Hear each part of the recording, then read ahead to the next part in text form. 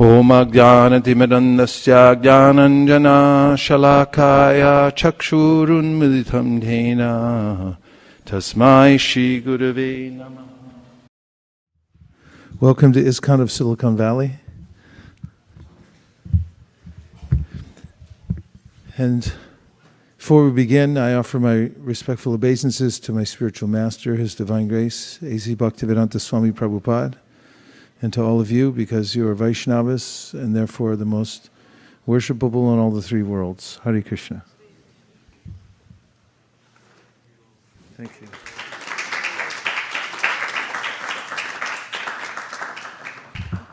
It's a work of art. It's beautiful.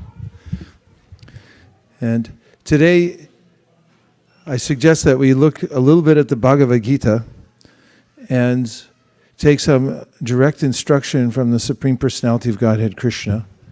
Fortunately, the Bhagavad Gita has been preserved over many, many centuries because the great acharyas have scrutinized the Gita and are aware of what the verses are, although in other scriptures there has been interpolation. Within the Bhagavad Gita we find the same original verses that were there thousands of years ago. And as far as we're concerned, it's an accurate record of the speaking of the Supreme Personality of Godhead. Achyutananda Prabhu once asked Prabhupada, he was one of Prabhupada's first disciples, whether the Bhagavad Gita was Shruti or Smriti. Shruti means the original Vedas, and Smriti means that which explains the Vedas later on. And Prabhupada said it's both, because although it's an explanation, some of the Upanishads, it's sometimes called the Gita-upanishad, is giving a clear, succinct account of what's in the Upanishads. At the same time, because it's spoken by Krishna himself, therefore it's also Shruti. So we know that the Shruti is the eternal sound vibration. So, in the Bhagavad Gita, Krishna begins by answering Arjuna's anxiety. First, in the first chapter, he allows Arjuna to express why he's in so much anxiety. Have you ever had that experience? Yes. There's a lot of ways in which we can come into anxiety in this world. And is there a primary cause for it? That would be nice to know, because then we might be able to overcome it. And the primary cause, Krishna says in the Bhagavad Gita to Arjuna, when he assesses his problem, is being absorbed in something that's not, and that means Maya, or illusion. And the illusion is thinking that I am this body. And that becomes a great burden, because when I consider that this body, which is actually a vehicle, which is my temporary residence for a little while, to be myself, then everything connected with the body and the body itself, which is constantly deteriorating, or at sometimes it appears to be increasing in size and changing and so forth, the overall effect is that it will come and go.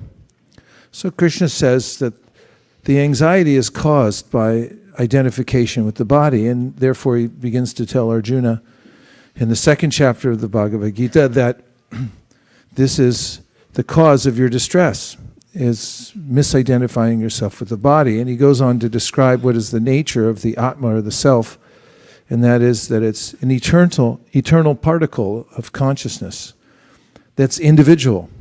Every soul is individual eternally. Always has been an individual and always will be an individual, and it can't be destroyed at any time. When as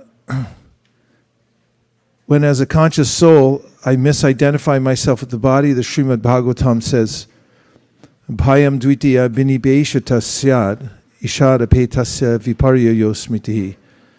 I'm in a reversed position of life, and because of my misidentification in matter, and not just misidentification, but also absorption in matter, I succumb to fear. And the fear is of my non-existence, which is a rather strange position, and that's why it's called apetasya and viparyayo. It means that I'm in a reversed condition. Although I'm eternal, I think I'm temporary, and I think I'm going to die at any time, and I'm afraid of my non-existence. So Krishna then tells Arjuna there are various ways in which one can turn one's attention back to him and become resituated in the self. If one becomes situated in the self, as he says later in the second chapter, when he describes how there are various instructions, for instance, in the original Shruti, that give knowledge of various rituals and sacrifices that one can perform in order to have a better position in the material world. Krishna says, these things are really not meant for you. He said you can disregard them altogether. And he says, instead, be established in the self. Traigunya Vishaya Veda, Nistraigunya Bhavarjana, Nirdvandvo Nityasatvaso, Niryoga Shema Atmavan. Atmavan, be an Atmavan, be like firmly situated in who you are, in yourself. And be free from the dualities of the material world. That's a theme that Krishna mentions throughout the Bhagavad Gita. And then he goes on to mention that if one works for Krishna, that is, if he dedicates his activities, he says this in a brief form in the second chapter of the Gita, where he says, Neha bikramanashosti pratyavayo navidyate swalpam apyasya dharmasya trayate mahato bhayat. And that is, Arjuna, if you dedicate any of your activities to me, even a little bit, then you'll be able to overcome the fear of material existence, which is substantial. And even suopam, a tiny bit of dedication. This is something he mentions later on in a little more extended form in the 9th chapter of the Gita, where he says, Yat koroshi adashnashi ajjohosi dadasiyat, yat tapasyasi konteyat tat kurishva manarpanam. So he said, whatever you do, whatever you eat, whatever you offer, give away as a sacrifice, do it for me. And this is a method for realigning oneself with Krishna. And that is that whatever you do in your life, do it for Krishna. And although, as Krishna says in the 18th chapter of the Bhagavad Gita, every kind of endeavor we make in this world has some sort of fault. And he compares it to fire. Fire is extremely useful, and we can't live without it, can we? Unless you're a raw foodist. Then your food is cooked by the sun anyway. But fact is, we can't live without fire. But some people will complain, oh, the fire has smoke. I don't like it very much. Well, Krishna says, you have to learn to live with that, because every endeavor is covered with some sort of fault, just as fire is covered by smoke. However, if you dedicate your work to Krishna, or whatever skill you have, whatever thing you're eating, whatever thing you're going to offer, give away, whatever rituals you're doing, because human beings do rituals quite naturally. It's a way of submitting oneself to a superior intelligence. It will be corrected, or the fault within it will be mitigated by offering it to Krishna. This is a great secret of devotional service, because we have to be active in this world. Krishna's already established this. Of course, already I'm saying, because I've just jumped to the 18th chapter, back in the 3rd chapter where he says, Nahi kashit shanamapi jatu tishyat karma krit, karyate hyavashak karma sarva prakriti jayar gunai, that we're not dead stones. We're different from matter. Matter, which is what the mind is made of, is completely indifferent to God, because it's a dead energy. whereas we have an eternal relationship with him as a part and parcel. And our nature is that we're always active. Always have been and always will be. And therefore it's unreasonable to think that we won't desire, or we won't have an ambition, or we won't want to possess something. In fact, I just read that recently in the 7th canto of the Srimad Bhagavatam. In a purport, Prabhupada says that the living condition is to possess something. We have to. And then he gave, when Prabhupada commented on that, he gave an analogy, which is that you're standing in line and you see somebody drop a $100 bill. Now you have 3 choices. One is just to leave it there and don't touch it, don't get involved. Another is to pick it up, put it in your pocket. And the third is to pick it up and give it back to the person who dropped it. So the first one, Prabhupada said, will leave you always thinking about, I should have done something. It's not complete. I should have either given back or I should have at least kept it. I was visiting friends when I was young back in Ann Arbor, Michigan. And when we were out playing, we found a wallet full of money. And so we returned it. This guy in a big Harley Davidson motorcycle drove up and goes, looks through it and goes, thanks a lot. You should have kept it. And then he drove off.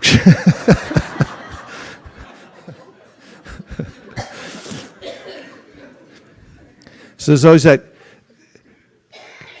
anxiety if you leave it there, I should have kept it, I should have given it back. But actually it's perfect when you pick it up and you give it back. And that's the process of offering everything to Krishna. And that means recognizing that there is a world, it belongs to somebody, and how rude is it if you come into somebody else's place and you just start helping yourself. I go to Srivas Pandit Prabhu's house. And where'd you get that bowl? It's really nice, thanks. Nirkula put it in the car.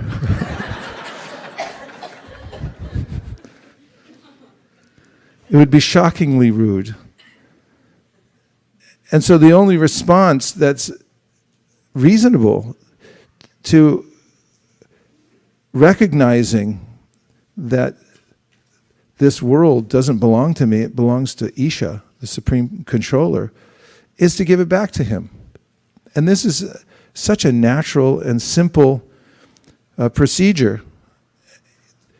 And nor does anyone who engage in giving back to Krishna whatever one has lacking in any way.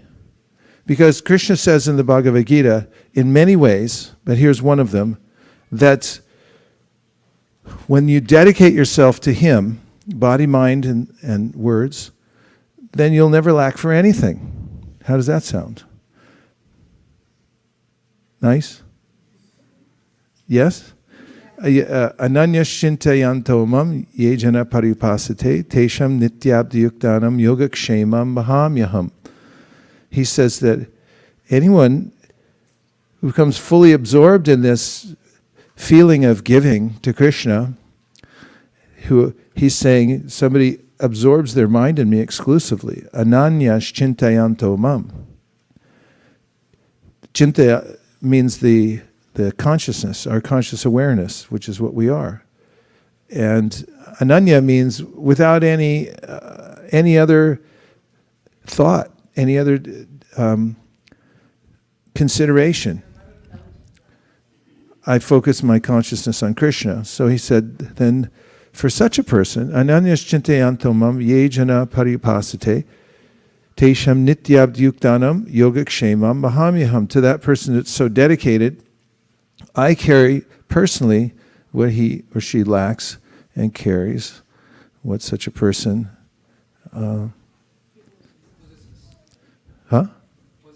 possesses. Welcome back. So that's something that's recommended by Krishna, and it's something that anyone can do. The process of offering to Krishna is what he describes as it's most effective when it's given with love. And that can be done by developing gratitude, because, and I've thought about this a little bit, if you have gratitude, it means that there's somebody behind it. We generally don't have gratitude for an impersonal entity, because gratitude means that you're appreciating somebody's intention. And when we realize that the intention of Krishna is benevolent in all ways, and we can observe it in our environment, which is actually what we've discussed many times, is the quintessential attitude of a person who's absorbed in God consciousness, is this attitude that Krishna is all good. And whatever happens to me is he's doing for my benefit. In fact, Brahma says in his prayers to Krishna, Tate anukampam susamikshimano bunjana evatma kritam vipakam. A person who's absorbed like this, thinking that whatever's happening to me in this lifetime is Krishna's arrangement for my purification, and he's helping me in all ways. If someone develops that attitude and is able to take in the environment in such a way, in that context, that's the person that's eligible for the highest position of God consciousness. And he says such a person inherits the kingdom of God. If someone develops that attitude, that's the means. So starting off with developing gratitude for the things that I'm being given, and then offering them back to Krishna. And such a life is called bhakti. So Krishna says in the Gita that patram pushpam palam toyam. What does that mean? Patram is a leaf. Pushpam, palam, toyam. See, everyone here knows Sanskrit. Patram pushpam palam toyam. So he's just naming things that you can get in your garden. Anybody has a garden, you know you can get a leaf, a flower, fruit, or water. And if you don't have any of those things, just plant one. And it'll grow up amazingly, and then you can offer it. Krishna does all the work for you, practically. He already put the algorithm in the seed, and all you have to do is put it in the ground and make sure it's in a nice place.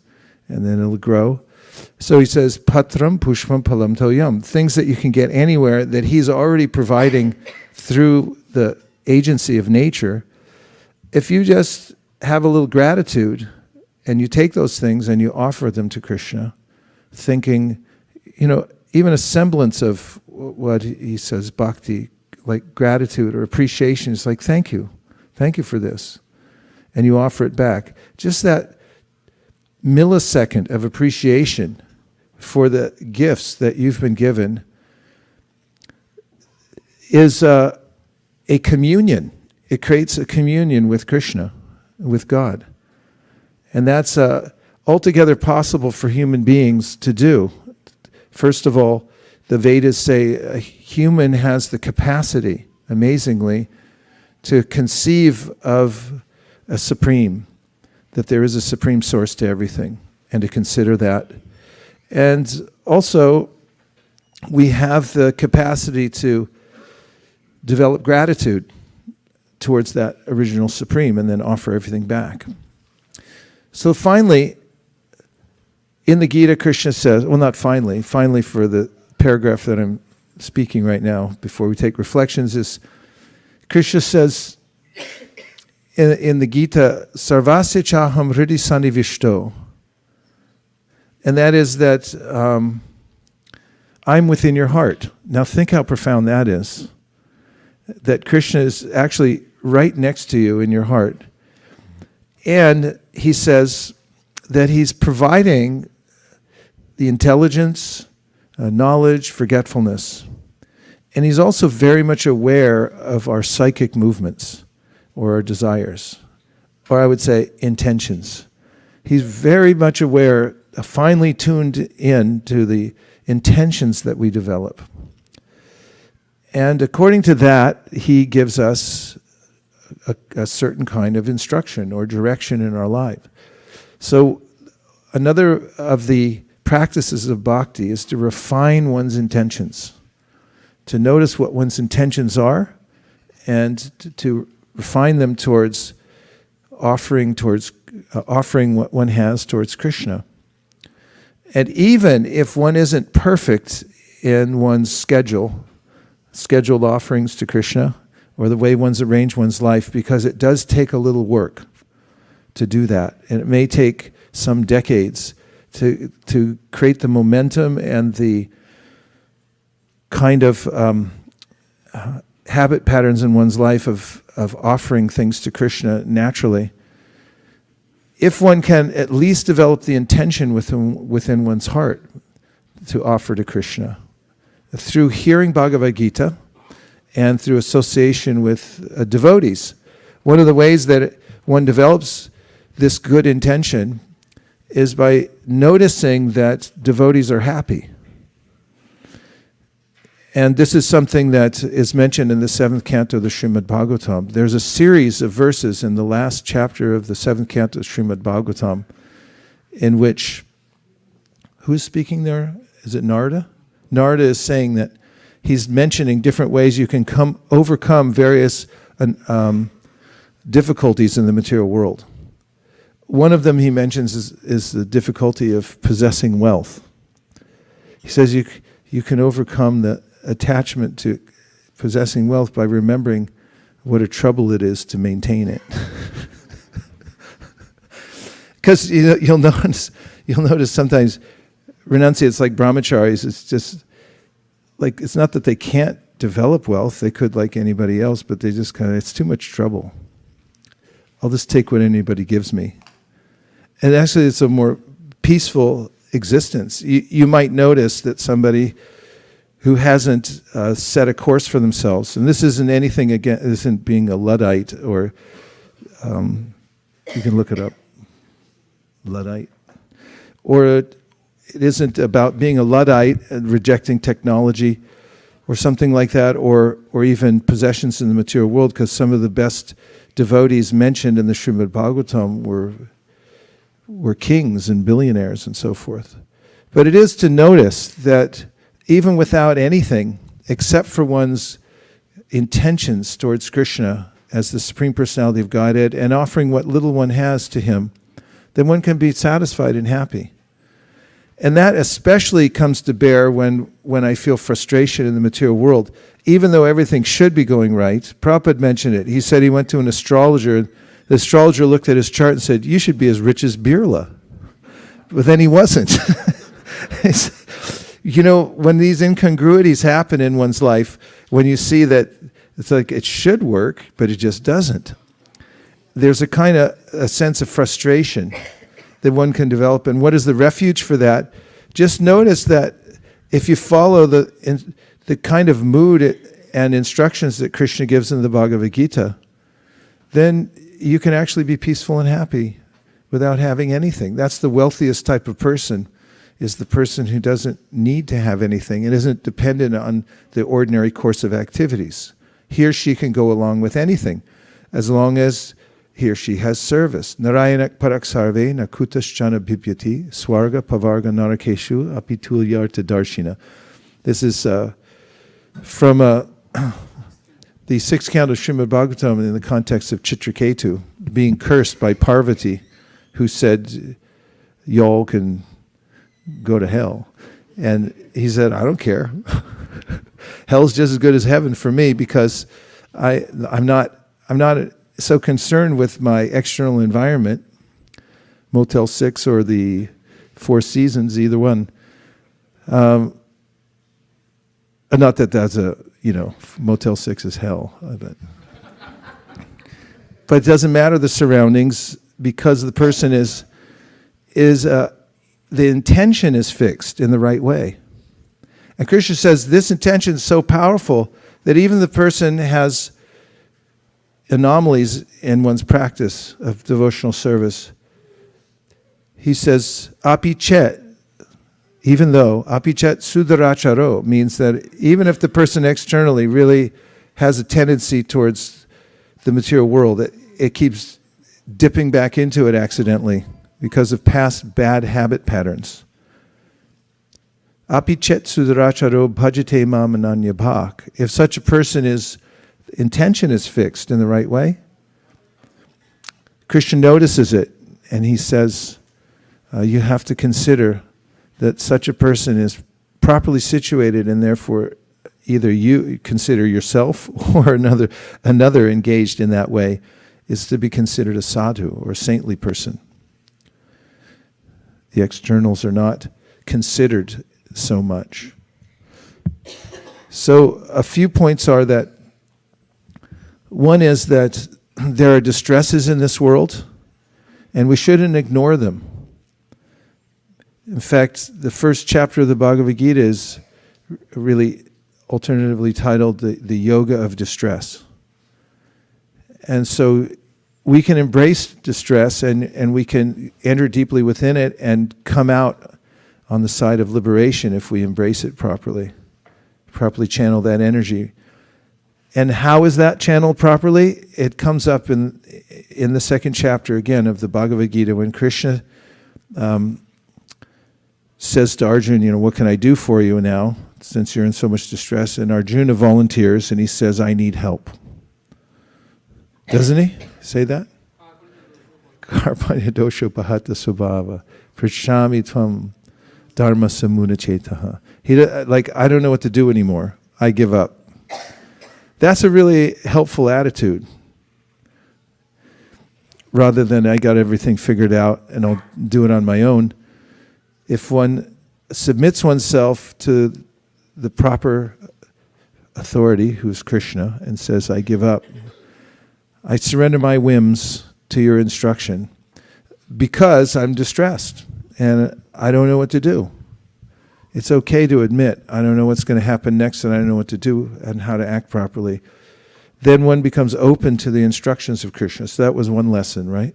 And another one was that if we get in the habit of offering what we have, that is our work, our possessions, our minds, energy, and so forth, to Krishna, even a little bit, Krishna says this will save us from the most dangerous type of fear. And that is in all aspects of our life. Neha bikran nashosti. So he says, just offer it to me. And now we'll take some reflections, any points that you heard or that you can repackage and put back out that you think will be useful for yourself or others. Definitely be useful for me to hear what I just said. We were talking about, possessing and then maintaining wealth. So this is just personally what I thought in the last 7 days. There was a wedding here and I was like maybe thinking too much of clothes, what to wear next. And took out so many things. And now I felt very relieved today morning. I don't have to think anymore. And then, it's not only taking out, putting them back. So it was, even though, we did it, but I felt it was a big burden on my head. Yeah. So I feel very relieved. That was the instruction that I read from Narada in the 7th canto, is to consider the trouble it takes to maintain certain material things. And if you consider it, then you might, and again, anything can be used for Krishna. We're not, what is Luddite? Did anybody look it up or not?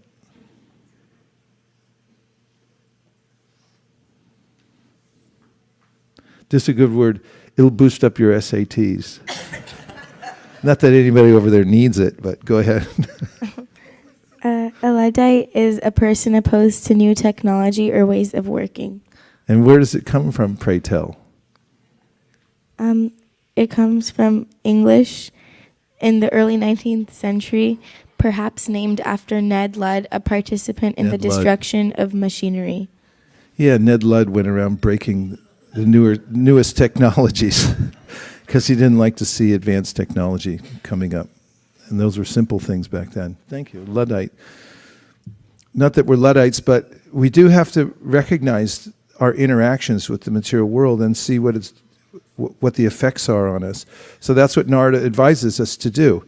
See that whatever interactions we're having with material energy could be troublesome. Especially he mentions wealth because that's where people are primarily focused. There's an idea that if I get enough wealth, then I'll be liberated. If I get enough wealth, I won't have to work anymore, as an example. And oftentimes that's a folly because what is enough wealth is elusive. No matter how much one gets, correct me if I'm wrong, but no matter how much one gets, there's, first of all, the lifestyle changes and you get used to a certain amount, and then you need more. And then there's a kind of anxiety that the more I have, or as it's said in a famous folk song, too much is not enough. No matter how much it is, it could have been more, so that I'm left wanting. And it doesn't satiate at a certain point, does it? Is there a salary or a 401k amount that you say, like, that's perfectly fine, that's enough, I don't need any more? So that's what he's saying, to observe that. And he also said that there are various innate qualities that may visit us from time to time, like anger. He said anger can be overcome by controlling the senses, and various other qualities which may be disturbing. He said, but greed is like a runaway train, and once it gets started, it's very difficult to control. So considering the fact that it's difficult to maintain certain material things, and that it's not absolutely necessary to get more and more, it can be helpful. Yes, Prabhu.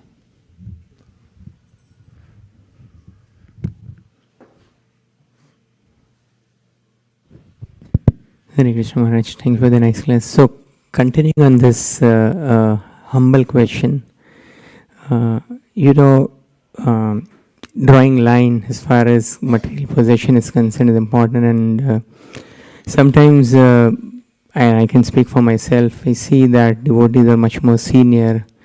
I know the IT salaries in the Silicon Valley, but husband and wife both are working.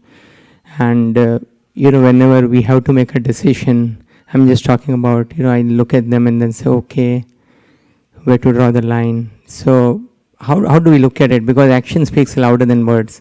We all can spend so much more time in devotional service in one way, but at the same time, mind at least tries to trick me that, but this is required, you have to be practical, look, others are also doing it. So how do we, first of all, two parts, how do we look at it, and what is the practicality? Yeah, that's a good question. It is a practical question. I know a devotee who asks this question regularly.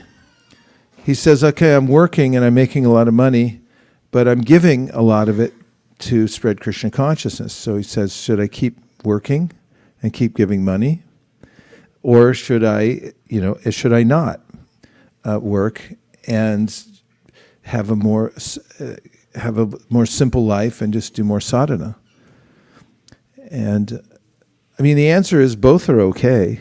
If somebody's working hard and their main intention is to help give facility to spread the Krishna consciousness movement. In the early days of Krishna consciousness, the very early days, when Prabhupada first established a center in San Francisco, several devotees came, and their idea was, okay, we'll just be renounced now. And Prabhupada said, go get a job.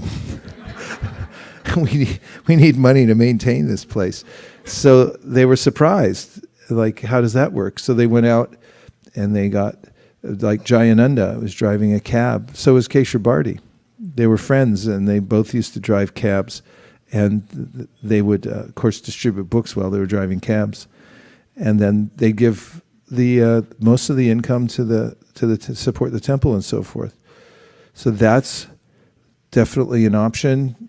Prabhupada, oftentimes with business people who are well established, he just encouraged them to help support Krishna consciousness, and Krishna does also. In the 12th chapter of the Gita, he says, constantly think of me. If you can't constantly think of me, practice the tenets of bhakti so that you can come to that point of thinking me. If you can't do that, then work for me. Means that you should directly give something. And at different times of our life, there'll be obvious ways in which one or the other is appropriate. Of course, it won't be completely obvious. It always takes a little adjustment, one way or another. But that's when we talk about climbing a ladder, and you put your foot on the rung, and when it feels solid enough, then you move to the next level. You can move up steadily in devotional service in that way, and you can make your decisions in that way too. You can make well-reasoned decisions about, do I have enough wealth? I mean, we know people that have retired because they planned ahead and they made enough income so that they could support their families on the interest and so forth. And then, I mean, we know plenty of people. There's been books written and movements started on this principle. Just don't just work so hard your whole life. Find a way to live below your means, develop enough so that you can have an ongoing income stream, and then use the time. And these are, I'm not talking about the realm of devotional service necessarily. There are plenty of people who have written books about this. Joe Dominguez, he was one of them. Do you remember him? Part of the frugality movement. It was like, don't waste your whole life just working for somebody, but get to a point where you can retire. So all these things are practical matters, and at different times of one's life, one or the other may be more appropriate. You have to judge according to it. Okay. Yes, Prabhu.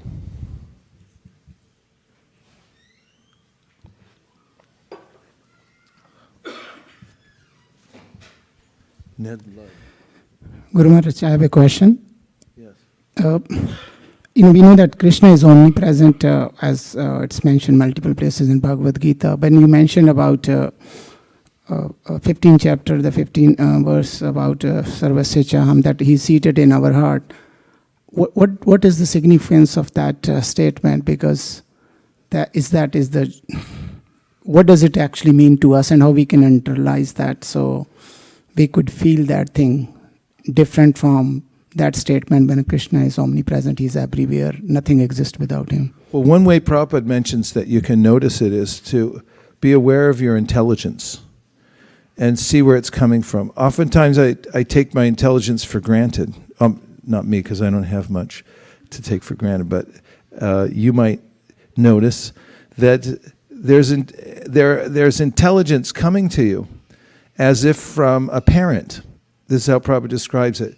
You may notice that you're working on a problem and then the solution comes to you, whether it's a simple problem, how to untie a knot, or how to make a cure for polio or something like that. This is one that the person who developed a cure for polio said that I had worked on the problem incessantly and then was just waiting for my wife outside the grocery store, and then the formula came into my mind complete. That's a dramatic case, but even simple cases of seeing one's intelligence is miraculous also. And you might notice it's coming from a higher source. So again, Prabhupada said, notice that it's coming from a parent-like entity. So Krishna's saying, that's me. If you want to know who gave you the answer on the test or wherever it was, that's coming from Krishna. It came into your mind because of Krishna. So that's one of the introspections he mentions in the second canto of the Bhagavatam, 2:25 or 2:35? 2:35.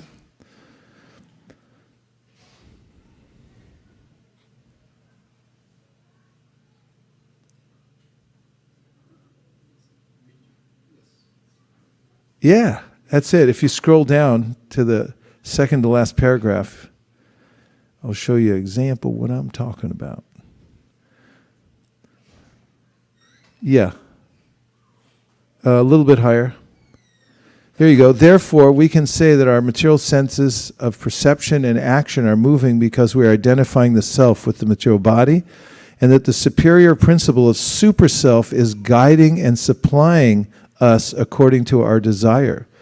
By taking advantage of the guidance of super self in the form of intelligence, we can either continue to study and to put into practice our conclusion that I am not this body, or we can choose to remain in the false material identification, fancying ourselves to be the possessors and doers.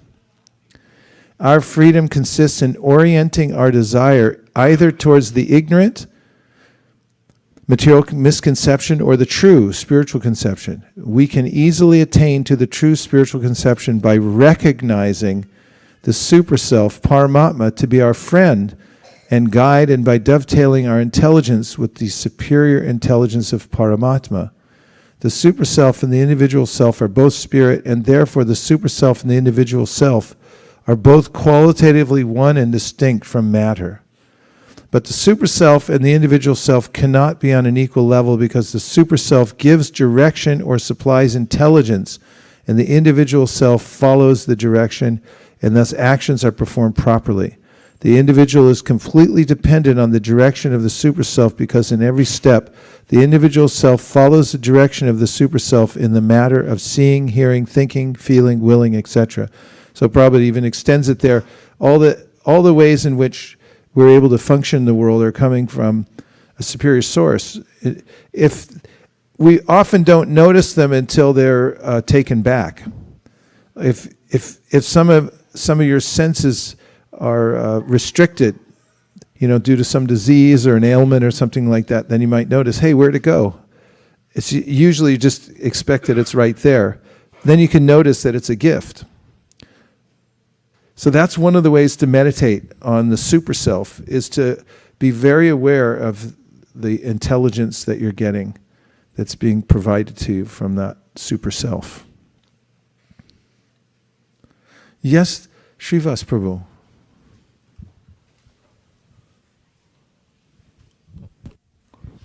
Is conscience also part of the super self? That Conscience?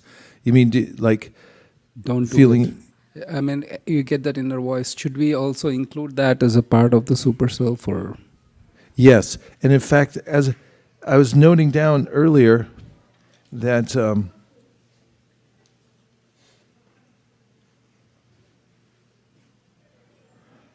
conflict arises in our minds when we ignore the true values. When we ignore our true values and try for so-called happiness, there's a sense that hey, wait a minute, that's not going to work. Didn't work the last 10 million times. Why are you trying again? That this is also a reminder from Super Soul. Prabhupada mentions this, and so does Krishna in various places, that he gives good instruction to the living entity, but in the end, he leaves it up to him. At the end of the Bhagavad Gita, Krishna says, Yatechasi tata kuru, now do what you like to do. Means he gives the instruction, but now you can do as you wish, because he doesn't coerce or force anybody to act in a certain way. He informs them. Of course, the material world is booby-trapped to teach us a lesson. Do you know what a booby trap is? Yeah, 3 people know. So it's, I guess it's, you could look it up.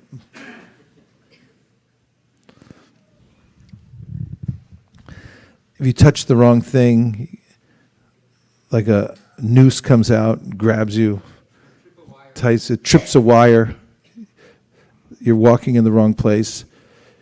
So the material world's like that also.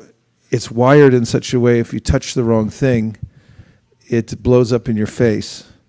And that's actually meant to be a lesson, to don't touch that. Like, if you go to touch a hot stove and your parent goes whack, then you remember, oh, I shouldn't touch that in the future. Or if you touch it and you get burned, you'll remember in the future also. What is a booby trap, by the way? Was that on the SAT? A booby trap is a device or setup that is intended to kill, harm, or surprise a person or animal. It is triggered by the presence or actions of the victim and sometimes has some form of bait designed to lure the victim towards it. Hey, that's pretty appropriate. Can you read it one more time? A device or setup that is intended to kill, harm, or surprise a person or animal. It is triggered by the presence or actions of the victim and sometimes It is triggered by the presence or actions of the victim. of the victim. So karma works like that too. The whole universe is like that. It's all booby traps. Like, whatever actions you perform, or And sometimes has some form of bait designed to lure the victim towards yeah, there's a bait in the material world. It's like, come on, try for it. It's like, and you get caught, or it blows up, or whatever it happens, or it seems okay at the time. It's like, oh my God, that was the thing I grabbed before. So these things are, the whole world's booby trapped, and there's a way in which we do have an intuition about these things, and when we're more aligned with our value that we should be looking to serve rather than to usurp, then we start to feel harmony, actually. And the ultimate verse about that is at the end of the 5th chapter. Yeah. Bhoktaram yagatapasam. So, Sarvaloka Maheshwaram, Suriram Sarvabhutanam, Gyafamam Shantam Richati. So Krishna says, here's the way to get peace. Align yourself in this way with your true values. And the first is that realize that your self-interest is in feeding Krishna. Feed Krishna first, because you're a leaf on the tree. And if you water the root of the tree, then you get nourished. Don't try to do it separately. And then Sarvaloka Maheshwaram, consider that everything that you have is on loan to you. As Prabhupada said, we were listening on the way home from our retreat, he said, you come into the world naked, and you leave the world naked. And everyone thinks, while I'm here, all these things belong to me. But actually, consider, when you came into the world, you didn't have anything. Just a little naked body. And when you leave the world, everything gets completely left behind. And so while I'm here, what am I claiming as mine? So these are the 3 ways in which one can... Oh, and then finally, Suriram Sarvabhutanam, this attitude of understanding how Krishna is actually my friend. There's a benevolence that surrounds me in this world. Even in the missteps that I take where I get some reaction, this is... The benevolence is coming from an intelligence which is refining us so that we can come to our best selves, to be our best selves. And when we are in that position, then gyatva mam shantam richati. From that you'll attain peace. So our conscience is there, and that's Krishna also, reminding us that, remember your values? Wouldn't you rather do this? And they're like, oh, well, go ahead, try the other thing. See what happens. Boom! And then that's meant to teach us. Maharaj, thank you so much for the wonderful class. I was thinking about realignment that you mentioned. And so in real life, I was thinking that, you can have gross disalignment. For example, if your teeth are not aligned properly, then you will have infections there, or if the chiropractors always are realigning our vertebral column like that. But then there is alignment at a subtle level. For example, if you're not aligned with the values of your company or the values of your boss, then you are in trouble like that. So I was just thinking that the biggest misalignment is that we are not aligned with Krishna, where you said that, yat karoshi, yat ashnasi is for the real realignment. So I was just thinking that's... Yeah, it's a nice point. A progression, you can understand how misalignment in any situation leads to disharmony in your life, and ultimately, existentially, we're meant to be aligned with Krishna, and the more we are aligned with Him, then the more we'll experience naturally our joyful nature.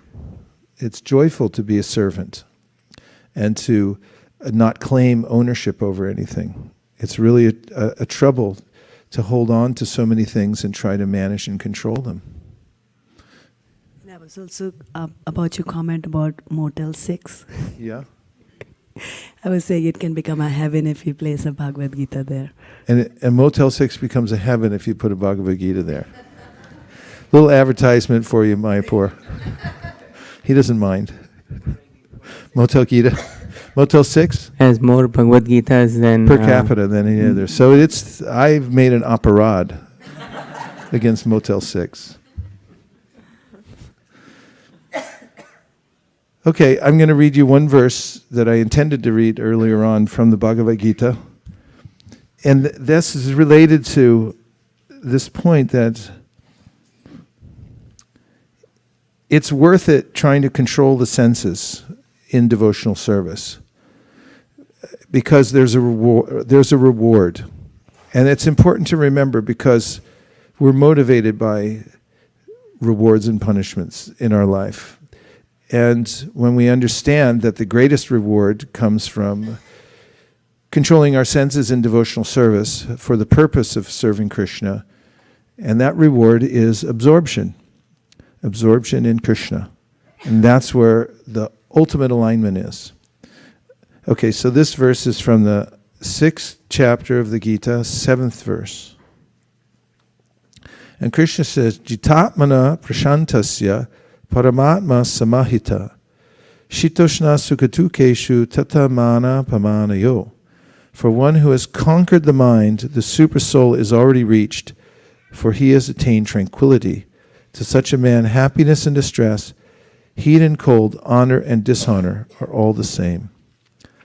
Actually, Prabhupada writes, every living entity is intended to abide by the dictation of the Supreme Personality of Godhead, who is seated in everyone's heart as Paramatma. When the mind is misled by the external illusory energy, one becomes entangled in material activities. Therefore, as soon as one's mind is controlled through one of the yoga systems, one should be considered to have already reached the destination. One has to abide by superior dictation. When one's mind is fixed on the superior nature, he has no alternative but to follow the dictation of the Supreme. The mind must admit some superior dictation and follow it. The effect of controlling the mind is that one automatically follows the dictation of the Paramatma or Supersoul. Because this transcendental position is at once achieved by one who is in Krishna consciousness, the devotee of the Lord is unaffected by the dualities of material existence, namely distress and happiness, cold and heat, etc. This state is practical samadhi or absorption in the Supreme. So again, the reward of controlling the senses and engaging them in Krishna consciousness is absorption. And from the position of absorption, there's further advancement in spiritual life and also a sense of happiness when one's absorbed. Even when we're able to control our mind to do our work without being distracted by all the pop-ups that come on the screen that you can't get rid of ever. I need a little help on that. On the pop-ups. I don't know where they're coming from. Do you? I didn't even know how they got there. I mean, there's one from malware that said, I don't want malware anymore, please, thank you. And there other kinds of things, I didn't even know how they got on there. And I don't know how a lot of things got in my mind either. They just come up all the time. But if one's able to, for instance, do one's work without distraction, don't you feel a sense of relief, even for a moment? If you're doing your work, not procrastinating, and you're actually doing what you're supposed to do and you have your full mind absorbed in it, even from that, there's a sense of relief and happiness. Yes? Thank you. And then if you think about how much sense of relief and happiness there are when your mind is fixed on Krishna. For instance, fixed on chanting Hare Krishna without it jumping all over the place to other subject matters or other stimuli and being distracted. If you have that, then you have this complete absorption in Krishna and you'll feel happy. That takes practice. But the reward is there from trying. So every little victory that one gets in controlling the mind through determination and effort to practice devotional service will have its reward. And the ultimate reward is feeling this complete happiness in connection with Krishna. Okay, just a couple minutes if you have any questions.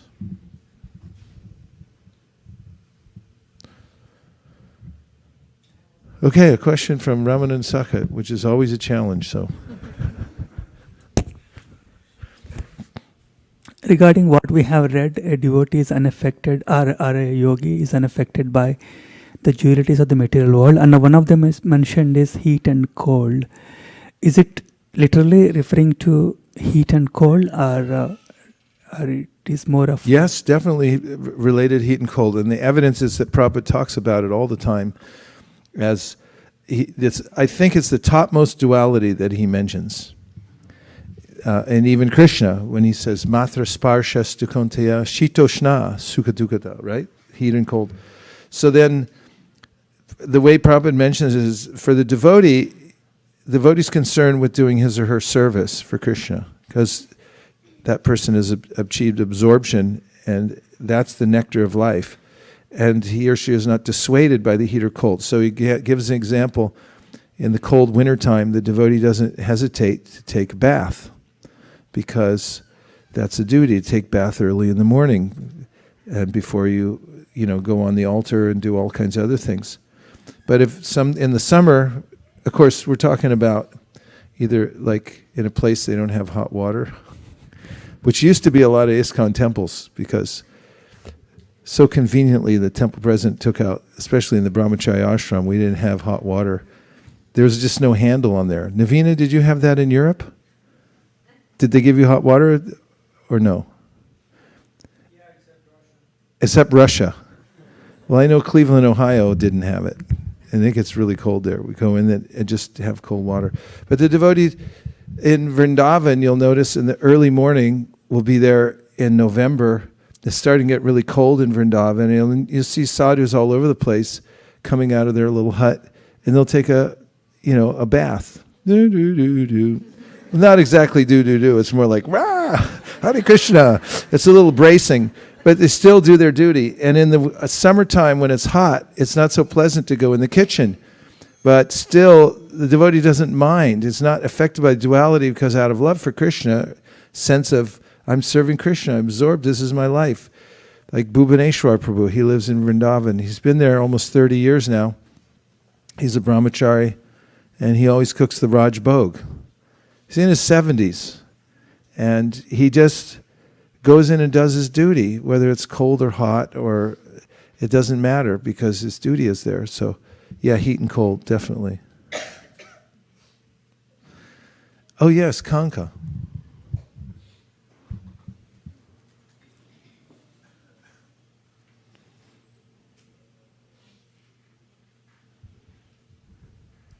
Thank you, Maharaj.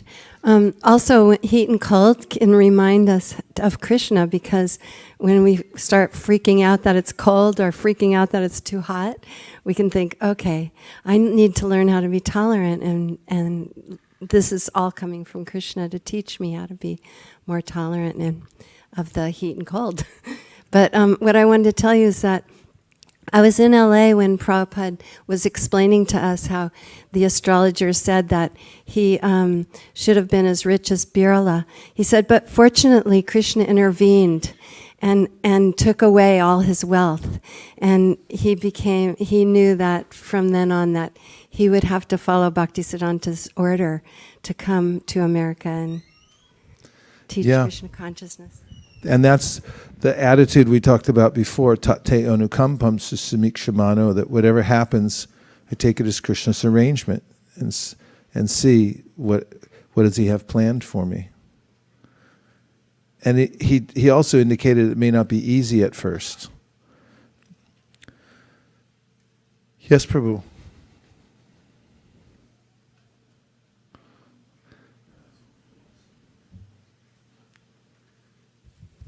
Hare Krishna, Maharaj. Thank you for the inspiring lecture. I liked and I was inspired by the point that you mentioned, is bhakti means purifying the intentions, and the devotee association can help us purifying our intention.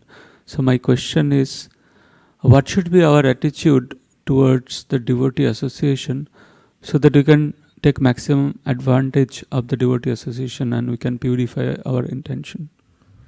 Well, it's helpful to hear Krishna's instructions about sadhus. Sadhus means someone who's purely practicing Krishna consciousness.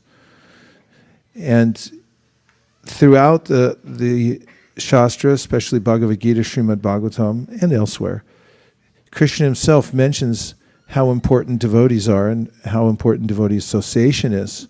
So we can take from that it's one of the ways that I should say, according to the Chaitanya Charitamrita, it's, as Chaitanya Mahaprabhu says, it's the root cause of devotional service. And it's the way that we maintain devotional service and the way we attain perfection.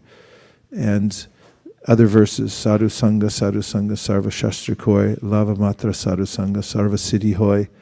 These are powerful statements. This last statement says just by a little bit of association with a sadhu. In fact, the verse says even by a fraction of a second, one can attain perfection. So we take those points seriously, and we follow Rupa Goswami's instruction in the Upadeshamrita. Krishneti yasya giritam manasadriyeta dikshasti chet pranitibisha bhajantamisham shushushaya bhajanam vignam ananyamanya nindari shunya hridamapsita sangalabhya. He mentions there are 3 levels of devotees. One of them just says Hare Krishna. Anybody who says that, we say in our mind, my obeisances to you. Those who are chanting steadily because they've dedicated their life to it and they've taken initiation, those people we go out of our way to offer obeisances. And then amongst that group, the ones who have become very, very advanced, and you can notice that their hearts are free from the propensity for finding fault in others unnecessarily. Those people, and we can try to get as much as association and do service for as much as possible. So these are the ways, he says, that one advances in devotional service. And if we can simply consider that and make that our preoccupation in life, is being as close as possible to sadhus. How many of you registered for the Sadhu Sangha? See? You know what you're doing. You see the name Sadhu Sangha and you go, I'm going, because there's sadhus there. So that's the idea. If you go to where the sadhus are and you just try to be there, Kapila Dev says in that famous verse, oh yeah, there's a bunch of them coming out, even ones I wasn't thinking about. Satam prasangam mama virya samvivo and titikshava kurunika suridasaravadehinam ajatra shatravasanta saravas sarabhushana.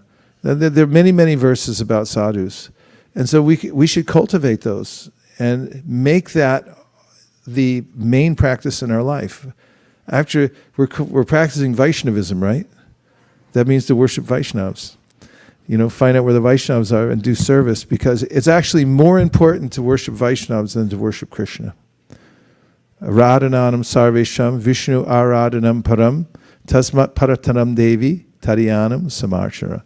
This is Lord Shiva to his wife Devi, says she wanted to know what's the highest kind of worship of God. He said, well, of all the different ways or objects of worship, Vishnu is the highest, but higher than that is worshiping the devotee of Vishnu.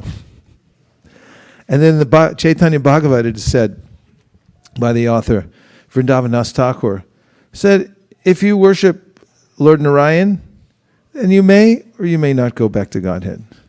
But if you worship the devotee of Lord Narayan, you're definitely going back to Godhead. And as Gopi Pranadana Prabhu used to say, it's not what you know that matters in life, it's who you know. And if you know a devotee, and even if you're a nobody, but you place yourself under the protection of a Vaishnava who has some significance because that person has placed him or herself under a Vaishnava, then you start gaining spiritual significance because of your connection. That's the main point about being a devotee, is as your connection to a Vaishnav. And that's why my godbrother Guru Kripa and I used to travel around many temples in India and visit here, there, everywhere. And we go in the temple bow down to the deities, and we say, Nama Om Vishnu Padaya Krishna Prishtaya Bhutale Shrimate Bhaktivedanta Swaminiti Namane Namaste Saraswati Devi Gauravani Pracharini Nirvishesha Shunyavadi Paschatyate Chatarni. And one time he looked at me, he goes, so we're bowing down to all these deities and we're saying Prabhupada's pranam mantra. Why are we doing that? And I said, you tell me, you're my senior godbrother. And he said, because we're telling the deity, this is who let me in here. This is who told me to come. And if you stay in that mood that I'm under this Vaishnav, then Krishna says in the Adi Purana, someone who says he's my devotee isn't my devotee.